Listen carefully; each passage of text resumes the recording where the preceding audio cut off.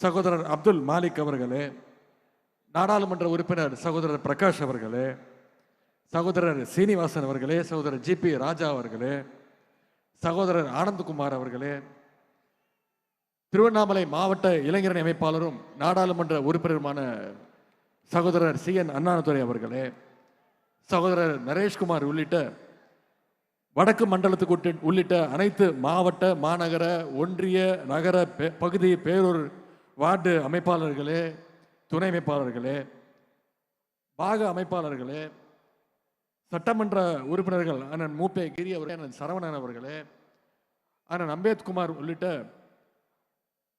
நாடாளுமன்ற சட்டமன்ற உறுப்பினர்களே, அண்ணன் ஜோதி அவர்களே, மாநகர மேயர் நிர்மலா கார்த்திக் வேல்மாறன் உள்ளிட்ட அனைத்து உள்ளாட்சி அமைப்புகளுடைய பிரதிநிதிகளே, மருத்துவ அணியினுடைய மாநில துணைத் தலைவர் மருத்துவர் கம்பன் அவர்களே, இளைஞரணி உள்ளிட்ட அனைத்து அணிகளுடைய நிர்வாகிகளே, அனைத்து மாநகர, ஒன்றிய, நகர, பகுதி, பேரூர் கிளை வார்டு கழக செயலாளர்களே, நிர்வாகிகளே, வடக்கு மண்டல நிர்வாகிகள் சந்திப்புக்காக உழைத்த திருவண்ணாமலை ஒருங்கிணைந்த மாவட்ட கழகத்துடைய நிர்வாகிகளே, 29 மாவட்ட கழகங்களை தவிர தமிழ்நாட்டுடைய பிற மாவட்டங்களிலிருந்து வருகை தந்து இந்த நிகழ்ச்சியை தன்னார்வத்தோடு ஒருங்கிணைத்திருக்கக்கூடிய என் அருமை இளைஞரணி நிர்வாகிகளே, அன்பகம் பணியாளர்களே, கழகத்துடைய மூத்த முன்னோடிகளே, முத்தமிழங்க டாக்டர் கலைஞருடைய உயிரினும் மேலான அன்பு உடன்பிறப்புகளே, கழகத்துடைய முதன்மை அணியான் இளைஞர் அணியுடைய வடக்கு மண்டல நிர்வாகிகள் சந்திப்பு நிகழ்ச்சி மூலம் உங்களை எல்லாம் சந்திப்பதில் எனக்கு மிகுந்த பெருமை, மகிழ்ச்சி. 2 ஆண்டுகளுக்கு முன்பு இளைஞர் அணியுடைய 2வது மாநில மாநாட்டை சேலத்தில் வெற்றிகரமாக நடத்தி காட்டணும். அந்த மாநாட்டுடைய வெற்றி, அதன் பிறகு வந்த 2024 நாடாளுமன்ற தேர்தலில் நமக்கு மிகப்பெரிய வெற்றியை தமிழ்நாட்டு மக்கள் கொடுத்தாங்க. இங்கே திரண்டிருக்கக்கூடிய இந்த லட்சக்கணக்கான நிர்வாகிகள், இளைஞரணி நிர்வாகிகளை பார்க்கும்பொழுது வருகின்ற 2026 சட்டமன்ற தேர்தலையும் அதே வெற்றியை நீங்க நிச்சயம் நம்முடைய தலைவருக்கு கொடுப்பீங்க அப்படின்ற அந்த நம்பிக்கை எனக்கு நிச்சயம் இருக்கு. அதற்கு அந்த வெற்றிக்கு இந்த நிர்வாகிகள் சந்திப்பு மிக மிக முக்கியமான ஒரு காரணமாக நிச்சயம் அமையும். இன்னைக்கு பல கட்சிகள், இயக்கங்கள் உறுப்பினர்கள் சேர்க்கவே தடுமாறிட்டு இருக்கும்போது இன்னைக்கு திராவிட முன்னேற்ற கழகத்துடைய நம்ம இளைஞர் அணி ஒவ்வொரு பூத் வரைக்கும் நிர்வாகிகளை நியமனம் பண்ணியிருக்கிறோம்.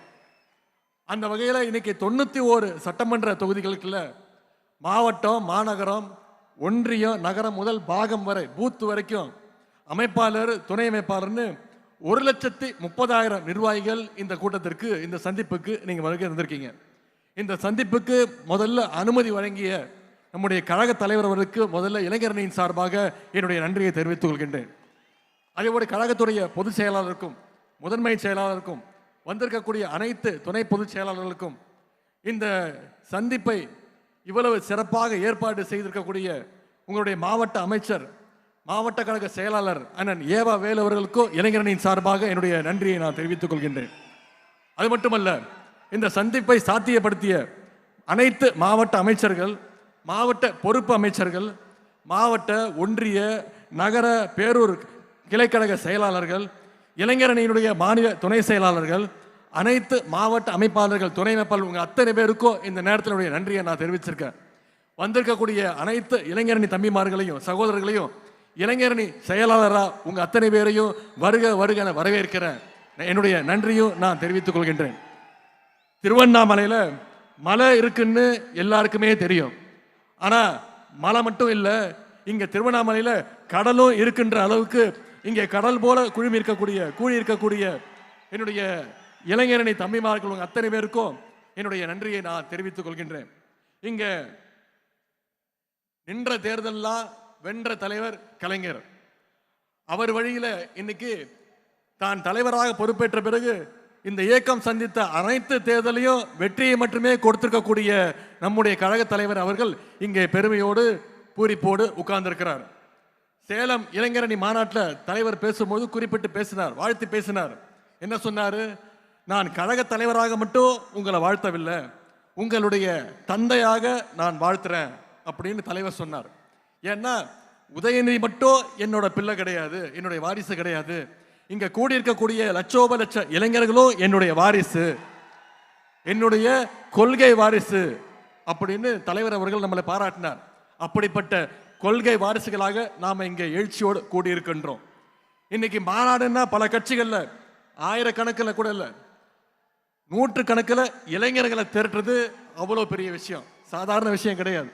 ஆனால் நம்முடைய கழகத்தில் மட்டும்தான் இளைஞரணி நிர்வாகிகளையே கிட்டத்தட்ட ஒரு மாநாடு போல நாம் இங்கே கூட்டியிருக்கிறோம். இந்தியாவிலேயே வேற எந்த இயக்கமும் செய்யாத சாதனையை நாம் செஞ்சு காட்டியிருக்கின்றோம். இது ஏதோ கணக்கு காட்டுவதற்காக கூட்டப்பட்ட கூட்டம் கிடையாது. நம்முடைய எதிரிகள் போடுகின்ற தப்பு கணக்க சுக்குநூறாக உடைக்கின்ற கூட்டம் இங்க வந்திருக்கக்கூடிய இளைஞரணி கூட்டம், கொள்கை கூட்டம். பொதுவா இளைஞர்கள் அதிகமாக கூடுனா அவங்களை கட்டுப்படுத்த முடியாது, கட்டுப்பாடு இருக்காது அப்படின்ற ஒரு பிம்பம் இப்ப வந்திருக்கு. காட்டாற்று வெள்ளம் மாதிரி போயிட்டே இருப்பாங்க, யாரும் கண்ட்ரோல்லையும் இருக்க மாட்டாங்க அப்படின்ற ஒரு பிம்பம் இன்னைக்கு இருக்கு. அவங்கள யாரும் கட்டுப்படுத்த முடியாதுன்னு சொல்லுவாங்க. ஆனா நம்முடைய கழக இளைஞரணியினர் அப்படி கிடையாது, மிகுந்த கட்டுப்பாடு மிக்கவர்கள் என்பதற்கு இங்க கூடியிருக்கக்கூடிய இந்த கூட்டம் சாட்சி. கட்டுப்பாடு இல்லாம 1 லட்சம் இல்ல 1 கோடி இளைஞர்களை திரண்டாலும் அதனால யாருக்கும் எந்த பயனும் கிடையாது. அப்படிப்பட்ட கட்டுப்பாடு இல்லாத கூட்டத்தை வச்சுக்கிட்டு யாராலையும் எதையும் சாதிக்கவும் முடியாது. ஆனா உங்களை மாதிரி கட்டுப்பாடோடு இருக்கக்கூடிய இந்த கூட்டம், கொள்கை கூட்டம், கழகத்திற்கு மட்டுமல்ல இன்னைக்கு ஒட்டுமொத்த தமிழ்நாட்டுக்குமே மிகப்பெரிய ஒரு பலம்னு என்னால உறுதியாக சொல்ல முடியும். மற்ற இயக்கத்துல எல்லாம் தொண்டர்கள் இருப்பாங்க, நிர்வாகிகள் இருப்பாங்க, தலைவர்கள் இருப்பாங்க, பொறுப்பாளர் இருப்பாங்க. ஆனா திமுகவில் மட்டும்தான் உண்மையான அன்போட உடன்பிறப்பேன்னு கூப்பிடுற கூட்டம் நம்முடைய திமுகவில் மட்டும்தான் இருக்கு. இன்னைக்கு நம்முடைய திராவிட முன்னேற்ற கழகம் 75 ஆண்டுகளை கடந்து 76வது ஆண்டுல நாம நடைபோட்டு இருக்கோம். இந்த 75 ஆண்டுகள்ல உடன்பிறப்புகள் சிறைகளுக்கு போயிருக்காங்க, சித்திரவதைகளை அனுபவிச்சிருக்கிறாங்க, ஏன் மொழிக்காக தன்னுடைய உயிரையே தியாகம் பண்ணியிருக்கிறாங்க. ஆனா நம்முடைய உடன்பிறப்புகளாக இருக்கட்டும், இளைஞரணி தம்பிகளாக இருக்கட்டும், எந்த நேரத்திலையும் களத்திலிருந்து பின்வாங்கியது கிடையாது, ஆதிக்கத்துக்கு அடிபணிஞ்சதுக்கு நிச்சயம் கிடையாது, எந்த நேரத்திலையும் சுயமரியாதையை விட்டு கொடுத்தது கிடையாது. அப்படிப்பட்ட திமுகவை இன்னைக்கு சில பேர் மிரட்டி பார்க்குறாங்க. குறிப்பா குஜராத்தில் ஒரு நிகழ்ச்சி, அதில் பேசின ஒன்றிய உள்துறை அமைச்சர் திரு அமித்ஷா அவர்கள் பேசுறார். நமக்கெல்லாம் ஒரு சவால் விட்டுருக்கிறார், பீகார்ல நாங்கள் வெற்றி பெற்றுட்டோம், அடுத்து எங்களுடைய இலக்கு தமிழ்நாடு, அடுத்து எங்களுடைய டார்கெட் தமிழ்நாடுன்னு ஒன்றிய உள்துறை அமைச்சர் திரு அமித்ஷா அவர்கள் பேசுறார். நான் திரு அமித்ஷா அவர்களுக்கும் அவருடைய அடிமை கூட்டத்திற்கும் சொல்லுகின்றேன், நீங்க எவ்வளவு சீண்டினாலும் எவ்வளவு மிரட்டினாலும் அதை எதிர்கொள்வதற்கு எங்களுடைய கருப்பு சிவப்பு படை, எங்களுடைய இளைஞரணி படை என்றைக்கும் களத்தில் தயாராக இருக்கும்.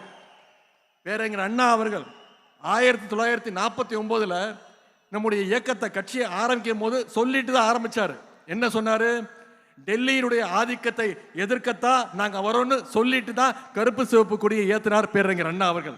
அன்னைக்கு ஆரம்பிச்சு இன்னைக்கு வரைக்கும் தமிழ்நாட்டை காப்பாற்றுவதற்கான அந்த போர்க்களத்தில் திராவிட முன்னேற்ற கழகம் என்னைக்குமே முன்வரிசையில் இருந்திருக்கு. இந்த போர்க்களத்தில் எதிரிகள் தான் மாறி மாறி வந்திருக்காங்களே தவிர திராவிட முன்னேற்ற கழகம் என்னைக்குமே அதே வலிமையோடு இன்னைக்கு இருந்திருக்கு. ஏன்னா நம்முடைய முதலமைச்சர் அவர்கள் ஏற்கனவே சொன்ன மாதிரி தமிழ்நாடு என்னைக்குமே டெல்லிக்கு அவுட் ஆஃப் கண்ட்ரோல் தான். அப்படிப்பட்ட நம்மளை பார்த்து தயாராக இருங்க, நாங்கள் தமிழ்நாட்டுக்கு வரோம்னு மிரட்ட பார்க்குறாங்க. திராவிட முன்னேற்ற கழகம் ஏதோ ஆட்சி அதிகாரத்துக்கு வரணும், பதவியை தக்க வச்சுக்கணும்னு உருவாக்கப்பட்ட இயக்கம் கிடையாது. இது தமிழ்நாட்டு மக்களை, தமிழினத்தை காப்பாற்றுறதுக்காக துவங்கப்பட்ட இயக்கம். மிசா எனும் நெருப்பாற்றில் நீந்தி வந்த இயக்கம். உலக வரலாற்றிலேயே ஈடு இணையில்லாத மொழி போரை நடத்தி அதிலையும் வெற்றி பெற்ற இயக்கம் திராவிட முன்னேற்ற கழகம். தமிழ் மொழிக்காக தண்டவாளத்தில் தலை வைத்த இயக்கம் திராவிட முன்னேற்ற கழகம். பல துரோகங்களை, பல அடக்குமுறைகளை வீழ்த்திய இயக்கம் திராவிட முன்னேற்ற கழகம். இப்படிப்பட்ட எங்களை பார்த்து குஜராத்தில் உட்கார்ந்து மிரட்டி பணிய வைக்கலாம்னு நினைச்சா நிச்சயம் அது உங்க கனவுல கூட நடக்காது.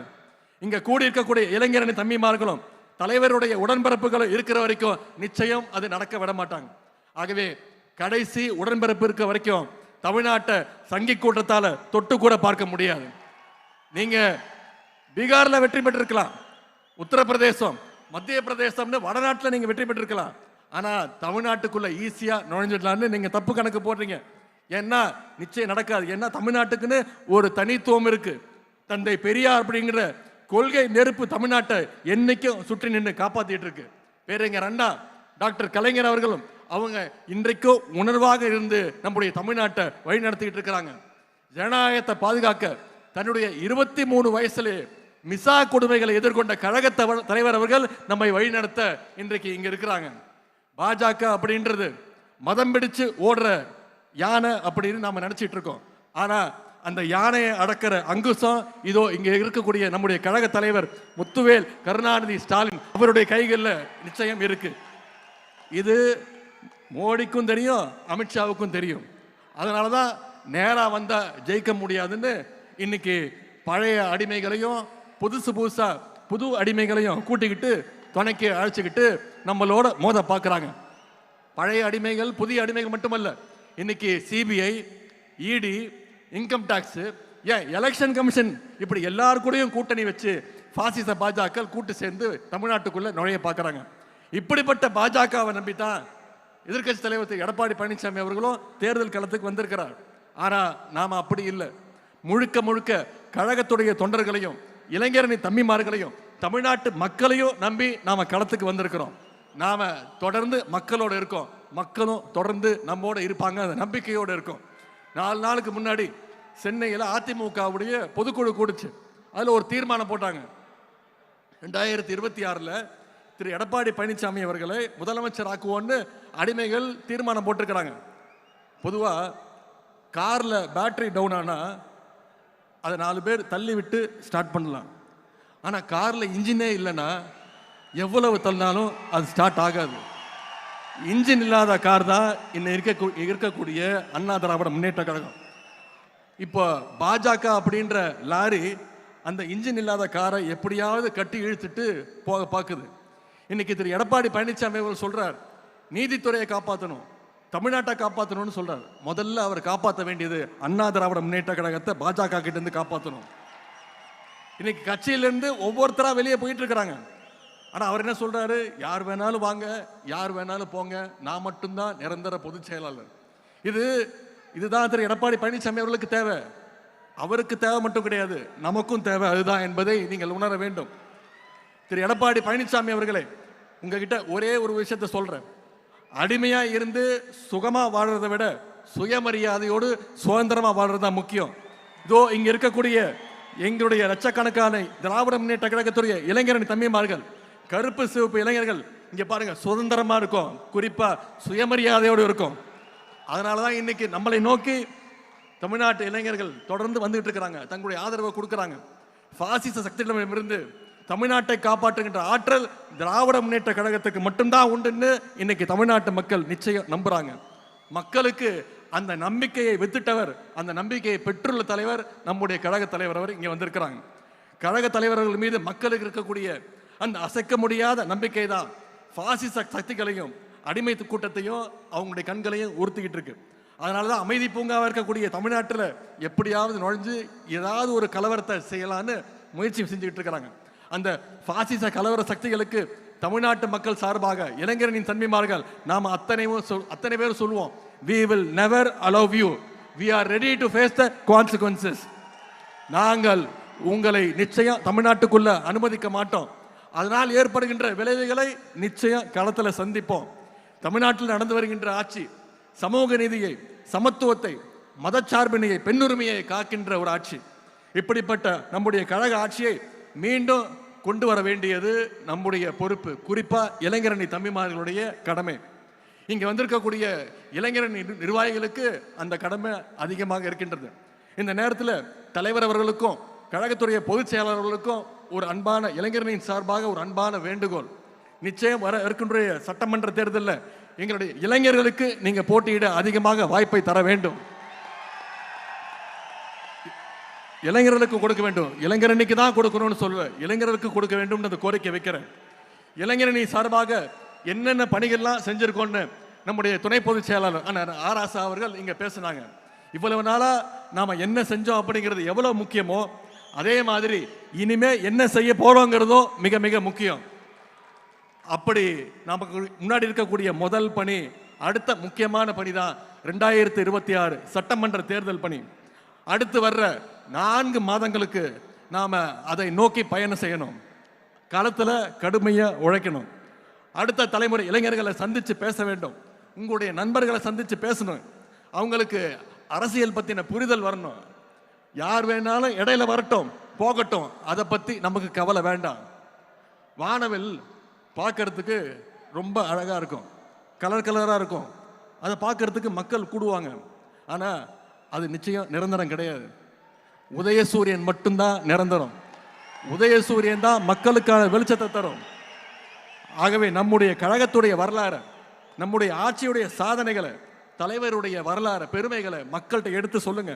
உங்க தெருவில் இருக்கக்கூடிய 10-20 இளைஞர்களை நீங்க உங்க கண்ட்ரோல் எடுத்துட்டு வாங்க. நீங்க சொன்னா கேட்கிற மாதிரி இருக்கணும்.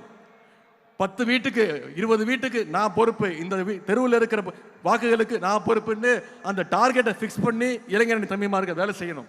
எல்லார் கூடவும் நெருங்கி பழகணும், மக்களோடு மக்களாக பழகணும்.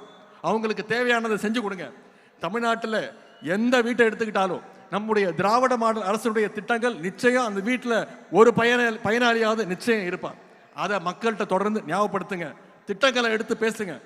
மக்களை சந்திச்சு மக்களோட மக்களாக பழகுங்க. அவங்களுடைய நம்பிக்கையை பெறுங்க. இந்த பணியெல்லாம் நாம் சரியாக செஞ்சா நிச்சயம் நம்முடைய கழகம் 7வது முறையாக ஆட்சி அமைக்கப் போவது உறுதி. நம்முடைய கழக தலைவர் அவர்கள் தொடர்ந்து 2வது முறையாக முதலமைச்சர் நாற்காலியில் உட்காரப் போவது உறுதி. நாம பெறப்போகிற வெற்றி சாதாரண வெற்றியாக இருக்கக்கூடாது. 70,000 பூத்துலையும் நிச்சயம் உதயசூரியன் வெற்றி பெற்றாக வேண்டும். 70,000 பூத்துலையும் மிகப்பெரிய வாக்கு வித்தியாசத்தில் வெற்றி பெற வேண்டும். நம்முடைய தோழமை கட்சியுடைய வெற்றி உறுதி செய்யணும். அதற்கு இந்த இளைஞரணி வடக்கு மண்டல நிர்வாகிகள் சந்திப்பு நிச்சயம் ஒரு அடித்தளமா இருக்கும்னு நம்புறேன். இங்க வந்திருக்கக்கூடிய இளைஞரணி தம்பிமார்கள், நீங்கள் திரும்பி போகும்போது ஒவ்வொரு இளைஞரணி நிர்வாகியும் அந்த உறுதியோட அந்த நம்பிக்கையோட நீங்க சொல்லணும். திருவண்ணாமலையில கூடினோம், டிக்கெட்டும் இதனால் தமிழ்நாட்டில் வென்றோம் அப்படின்னு நாளைய வரலாறு சொல்லணும். இந்த நேரத்தில் இறுதியா ஒரே ஒரு விஷயத்தை தலைவர்கிட்ட சொல்ல விரும்புகின்றேன். இளைஞரணி தம்பிமார்களுக்கு நினைவுபடுத்த விரும்புகின்றேன். 2ஆம் உலகப் போர் சமயத்தில் ஜெர்மனியோட படையெடுப்பை தாக்கு பிடிக்க முடியாம எதிரில் இருந்த எல்லா நாடுகளும் ஜெர்மனி கிட்ட போய் சரண்டர் ஆயிட்டாங்க. ஆனால் அப்படிப்பட்ட ஜெர்மனியவே எதிர்த்து நின்னது ஒரே ஒரு ரஷ்ய நகரம். அந்த நகரம் தான் தோற்கடிச்சது.